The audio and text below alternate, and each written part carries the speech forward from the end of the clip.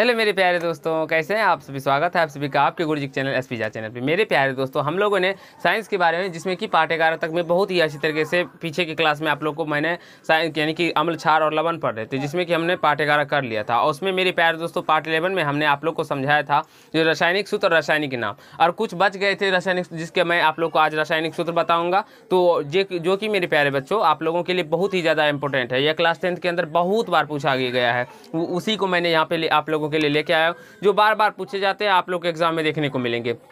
मेरे प्यारे बच्चों, रासायनिक सूत्र, रासायनिक नाम से बहुत सारे प्रश्न पूछे जाते हैं, तो इसे जरूर ही आप लोग इतने अच्छे तरीके से याद कर लीजिए, सीख लीजिए, समझ लीजिए, जो आपको कहीं से कोई प्रॉब्लम या समस्या नहीं आए। ठीक है, चलिए हम लोग समझते हैं। यहाँ से सबसे पहले हम लोग समझेंगे बेंजीन का क्या होता है, सूत्र नहीं होता है, वो समझने का प्रयास कीजिएगा। तो बेंजीन का सूत्र होता है मेरे प्यारे दोस्तों C6 और H6। ये आप लोग को याद रखना होगा। जो बेंजीन का क्या सूत्र होता है, C6H6 होता है। उसी प्रकार अगर हम लोग चीनी का बात करें तो C12H22O11। चीनी का क्या होता है मेरे प्यारे दोस्तों, C12H22O11 होता है। अब हम लोग ग्लूकोज का बात करें तो यहाँ से देखिए ग्लूकोज का क्या हो जाएगा, तो C6H12O6। मेरे पास तो ग्लूकोज का क्या हो जाएगा, C6H12O6। अब हाइड्रोक्लोरिक अम्ल, और ये मैंने बहुत सारे अम्लों के बारे में पीछे की क्लास में बताया। जब मैं आप लोग को अम्ल बता रहा था मेरे प्यारे दोस्तों, उसमें जितने प्रकार के भी अम्ल होते हैं उसके सारे का मैंने रासायनिक सूत्र भी लिखा दिया हूँ। कौन से अम्ल में उसका कितना pH मान होता है वो भी बताया, कौन सा अम्ल में क्या पाया जाता है, वो सारे मैंने आप लोगों को पीछे की क्लास में बता दिए। नहीं देखे हैं तो जरूर ही देख लीजिएगा। हाइड्रोक्लोरिक अम्ल का क्या फॉर्मूला होता है, HCl। सल्फ्यूरिक अम्ल का होता है H2SO4 मेरे प्यारे दोस्तों। उसी प्रकार नाइट्रिक अम्ल का होता है HNO3। और ये मेरे प्यारे दोस्तों आपके एग्जाम के लिए बहुत ही ज़्यादा इंपॉर्टेंट है, क्योंकि ये बार बार आपको देखने को मिलेंगे। अब मैंने यहाँ पे जो लिखे हैं मेरे प्यारे दोस्तों, ये आपके प्रीवियस ईयर क्वेश्चन से ही मैं इसको देख के, जो बहुत बार पूछे गए हैं सूत्र, उसी को यहाँ पे लिखा गया है। तो इसको आप लोग जरूर ही अच्छे तरीके से लिख लीजिएगा, याद कर लीजिएगा। और पार्ट 11 भी देख लीजिएगा, जिसमें कि मैंने आप लोगों को रासायनिक सूत्र, रासायनिक नाम के बारे में भी बताया है। सारे पार्ट्स को देखिए। उससे पीछे के पार्ट्सों में मैंने आप लोगों को बताया प्लास्टर ऑफ पेरिस कैसे बनाया जाता है, क्लोरीन कैसे बनता है, विरंजक चूर्ण कैसे बनता है, जिप्सम कैसे बनता है, ये सारे के बारे में बताया। और पूछा जाता है जो प्लास्टर ऑफ पेरिस कैसे बनाया जाता है, नहीं बनता है, उस सारे के देखेंगे मेरे प्यारे बच्चों, तो आपको बिल्कुल ही समझ में आ जाएगा, याद नहीं करना पड़ेगा एक भी।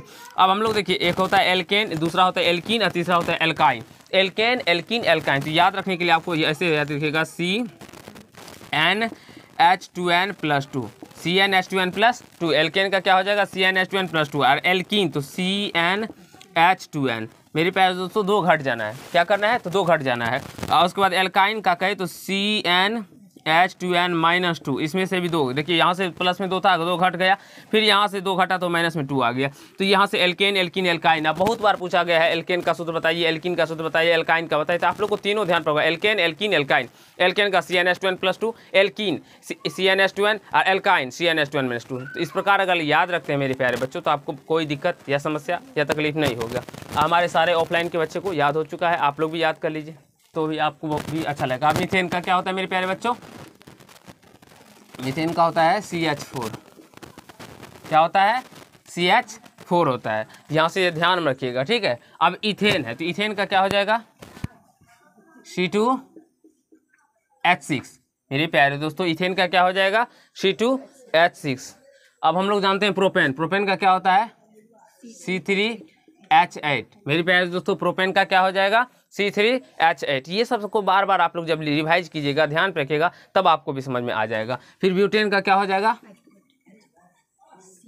C4H10। मेरे प्यारे दोस्तों क्या हो जाएगा, C4H10। अब यहाँ से जल का तो आप लोग जानते हैं H2O, कार्बन डाइऑक्साइड का CO2, ओजोन का क्या होता है O3 और ऑक्सीजन का होता है O2। तो ये बार बार आपके एग्जाम में पूछे जाते थे, इसीलिए मैंने आप लोगों के सोचा मेरे प्यारे दोस्तों।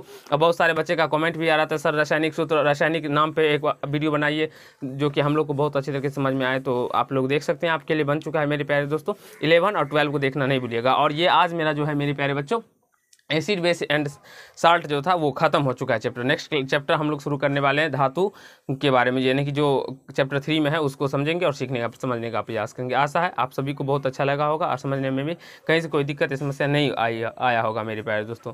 तो अगर आप लोग को ये अच्छा लगा तो वीडियो को जरूर ही लाइक कर दीजिएगा, कैसा लगा ये कमेंट कीजिएगा। और यदि चैनल पर नहीं होंगे तो चैनल को सब्सक्राइब करके बेल आइकन को प्रेस कर लीजिएगा, जिससे कि मेरे हर एक वीडियो का नोटिफिकेशन आप तक पहुँचता रहे। धन्यवाद।